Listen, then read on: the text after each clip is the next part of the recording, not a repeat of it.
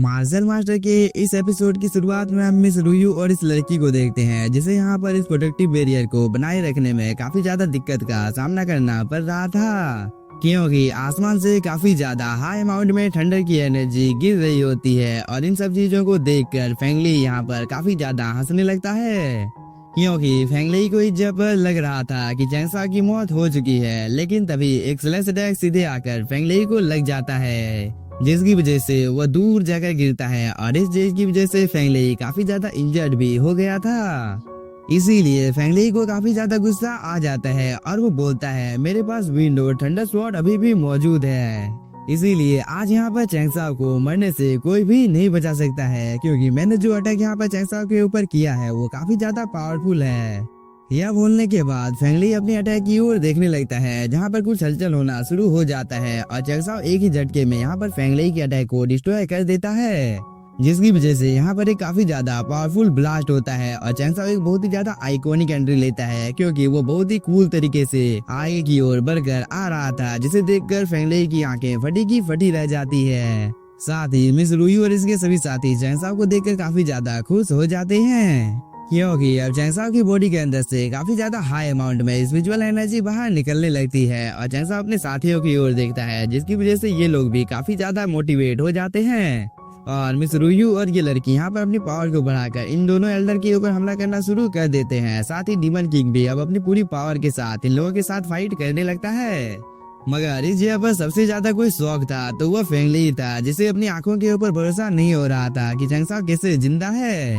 इसीलिए वो बोलता है, आखिरकार ये चीज कैसे संभव हो सकता है, क्योंकि मैंने तो अपने सबसे ज्यादा पावरफुल अटैक से इसके ऊपर हमला किया था। इसीलिए आखिरकार चैंगसा इस जगह पर मेरे सामने बिल्कुल सुरक्षित कैसे खड़ा है, क्योंकि इसकी बॉडी के ऊपर तो एक खरोच तक भी नहीं आई है। तभी चैंगसा बोलता है, तुम्हें अपने थंडर के ऊपर बहुत ही ज्यादा गर्व है, लेकिन मैं तुम्हारी जानकारी के लिए बता देता हूँ कि तुम्हारी ये थंडर काफी ज्यादा कमजोर है, जिसकी वजह से इस थंडर का मेरी बॉडी के ऊपर कुछ भी असर नहीं हुआ है। क्योंकि जब तुम्हारा थंडर मेरी बॉडी के ऊपर गिरा था तब मुझे ऐसा लग रहा था कि कोई मुझे गुदगुदी कर रहा है। तभी फेंगली बोलता है, तुम्हें यहाँ पर इतना ज्यादा ज्ञान देने की कोई भी जरूरत नहीं है, क्योंकि कुछ ही देर में तुम अब यहाँ पर मरने वाले हो। यह बोलकर फेंगली यहाँ पर अपने स्वॉर्डमैनशिप का यूज करने लगता है, जिसकी वजह से फेंगली की बॉडी के अंदर से काफी ज्यादा टेरिफाइंग एनर्जी बाहर निकलती है और वो अब चैंगसा के ऊपर हमला करना भी शुरू कर देता है। लेकिन चैंगसा तो बहुत ही आसानी के साथ फेंगली के सभी अटैक को यहाँ पर डॉज कर लेता है, क्योंकि अब चैंगसा की पावर पहले की तुलना में अब काफी ज्यादा बढ़ गई थी।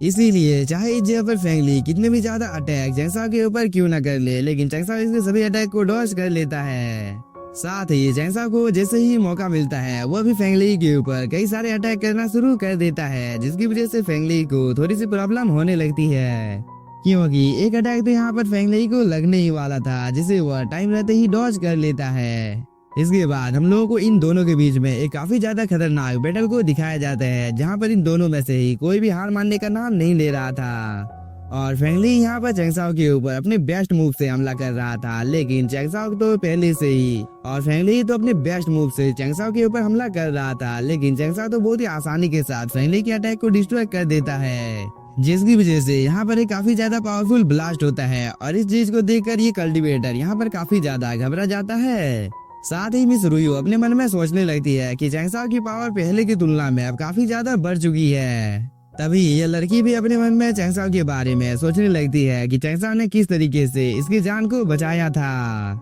साथ ही चैंगसा ने इसकी बॉडी के इस पार्ट को टच किया था, इसीलिए वो इस जगह पर शर्माने लगती है और वो चैंगसा की ओर देखने लगती है, जहाँ पर चैंगसा फेंगली के साथ बहुत ही ज्यादा खतरनाक बैटल कर रहा था। लेकिन फेंगली यहाँ पर हार मानने को तैयार नहीं था, क्योंकि वो अपनी एरी चोटी का जो लगाकर अब चैंगसा के ऊपर हमला करना शुरू कर देता है। साथ ही फेंगली के साथी यहाँ पर फेंगली की मदद करने के लिए जाने की कोशिश करते हैं, लेकिन डीमन किंग इनमें से किसी को भी आगे जाने नहीं देता है, क्योंकि डीमन किंग इस जगह पर बहुत ही बेरहमी के साथ इन लोगों को मार रहा था। मगर अगर कोई एल्डर गलती से इस जगह पर डीमन किंग के ऊपर पीछे से हमला करने की कोशिश करता है तो डीमन किंग इसे डॉज कर इस एल्डर को भी यहाँ पर एक अच्छा सबक सिखाता है। लेकिन इन सब चीजों को दूर से ये एल्डर भी देख रहा था, इसलिए उसे काफी ज्यादा गुस्सा आ जाता है और वो कंटिन्यू डीमन किंग के ऊपर हमला करने लगता है, जिसकी वजह से डीमन किंग थोड़ी सी दूर आ जाता है। और इस चीज को देखकर घोस्ट सेक्ट का एल्डर अपनी पावर को एक्टिवेट कर बोलता है, अब तुम इस जगह से कहीं पर भी भाग नहीं पाओगे।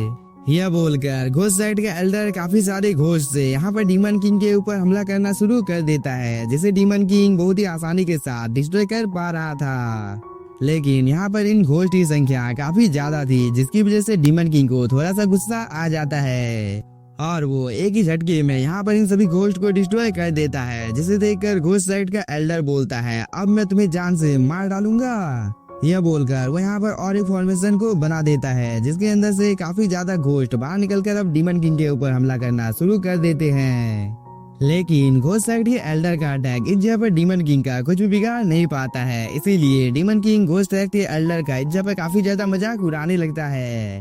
कि तुम्हारा ये अटैक तो काफी ज्यादा कमजोर था, क्योंकि ये अटैक जैसे ही मुझको लगा तो मुझे ऐसा लगा कि कोई मुझे इस जगह पर गुदगुदी कर रहा है, जिसकी वजह से मुझे यहाँ पर काफी ज्यादा हंसी आ रही है। यह बोलने के बाद डीमन किंग इस जगह पर जितनी भी ज्यादा स्पिरिचुअल एनर्जी मौजूद होती है उन सभी को वो अपनी ओर टानने लगता है, जिसकी वजह से इसके आसपास में एक टोर्नेडो क्रिएट हो जाता है और इस चीज की वजह से यहाँ पर घोस्ट साइड के एल्डर के वेपन में भी कुछ हलचल होना शुरू हो जाता है, जिसे देखकर घोस्ट साइड का एल्डर काफी ज्यादा शॉक हो जाता है, क्योंकि अब डीमन किंग की पावर यहाँ पर काफी ज्यादा बढ़ गई थी। इसलिए डीमन किंग सीधे घोस्ट साइड के एल्डर को जान से मारने के लिए इसकी ओर आने लगता है और इस चीज को देखकर घोस्ट साइड का एल्डर काफी ज्यादा डर जाता है और उसने यहाँ पर अपनी मौत को एक्सेप्ट कर लिया था। लेकिन तभी एक दूसरा एल्डर आकर डीमन किंग के इस अटैक को यहाँ पर रोकने की कोशिश करता है, लेकिन इस एल्डर की हालत इस अटैक को रोकने में काफी ज्यादा खराब हो जाती है, क्योंकि इस अटैक की वजह से यह एल्डर थोड़ी सी दूर चला जाता है। तभी हम चैंगसा और फेंगलेई को देखते हैं, जो कि अभी भी एक दूसरे के साथ में फाइट कर रहे थे और इन दोनों की स्पीड काफी ज्यादा थी और कुछ देर तक ऐसे ही ये दोनों आपस में एक दूसरे के साथ फाइट करने लगते हैं। इसके बाद चैंगसा एक अटैक फेंगलेई के ऊपर कर यहाँ पर शांत हो जाता है, मगर इस चीज को देखकर फेंगलेई अपने मन में सोचने लगता है कि इस लड़की के पास जरूर से ही कोई बहुत ही ज्यादा रेयर इनहेरिटेंस है, साथ ही इसके हाथों में जो स्वॉर्ड मौजूद है वो भी मुझे काफी ज्यादा इस जगह पर मिस्टीरियस लग रही है, क्योंकि ये स्वॉर्ड काफी ज्यादा पावरफुल है, क्योंकि ये मिस्टीरियस स्वॉर्ड इस जगह पर मेरे रॉयल सोल्जर को दबा रही है। इसलिए अगर मैं इस चीज को हासिल कर लेता हूँ तो इस चीज की वजह से मेरी पावर काफी ज्यादा बढ़ सकती है। यह बोलकर फेंगलेई चैंगसा से खुद को दूर कर लेता है और वो अपने पास से एक तलिस्मान को बाहर निकालकर अपने सिर में उसे लगा लेता है, जिसकी वजह से फेंगलेई की बॉडी के अंदर में कुछ हलचल होना शुरू हो जाता है और इस चीज को देखकर चैंगसा फेंगलेई के ऊपर हमला करने की कोशिश करता है, लेकिन तब तक काफी ज्यादा लेट हो गया था, क्योंकि फेंगलेई की पावर काफी ज्यादा बढ़ जाती है और वो चैंगसा को बोलता है,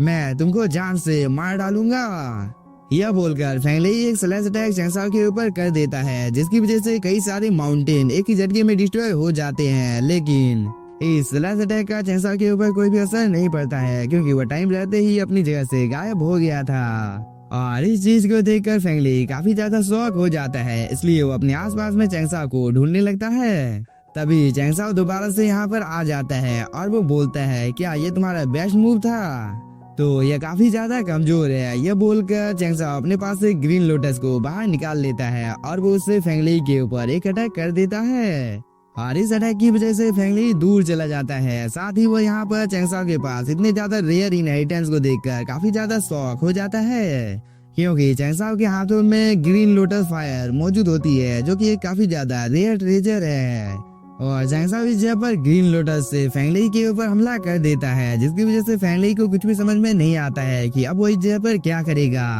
क्योंकि इन सभी लोटस ने यहाँ पर फेंगलेई को चारों ओर से घेर लिया था। इसलिए फेंगलेई अपने आसपास में एक प्रोटेक्टिव बैरियर बनाकर इस अटैक को डिस्ट्रॉय करने की कोशिश करता है, लेकिन ये सभी ग्रीन लोटस काफी ज्यादा पावरफुल थे, जिसकी वजह से फेंगलेई की बॉडी के ऊपर में काफी ज्यादा क्रैक पड़ना शुरू हो जाता है और इस चीज की वजह से फेंगलेई को काफी ज्यादा तकलीफ होने लगती है। साथ ही वो अपने मन में सोचता है कि चैंगसा तो काफी ज्यादा पावरफुल होने के साथ एक हाई लेवल का एल्केमिस्ट भी है और इसके पास हेवनली फायर भी मौजूद है।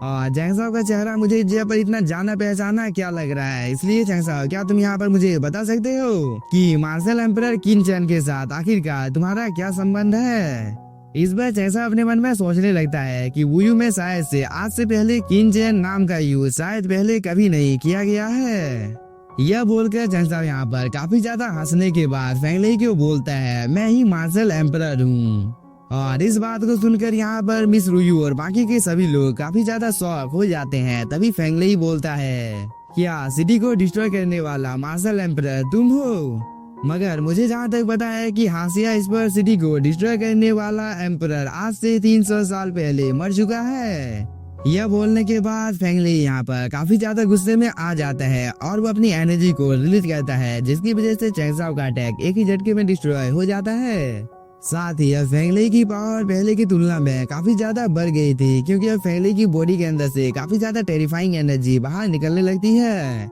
और वो चैंगसाओ को बोलता है, आखिरकार तुम कौन हो?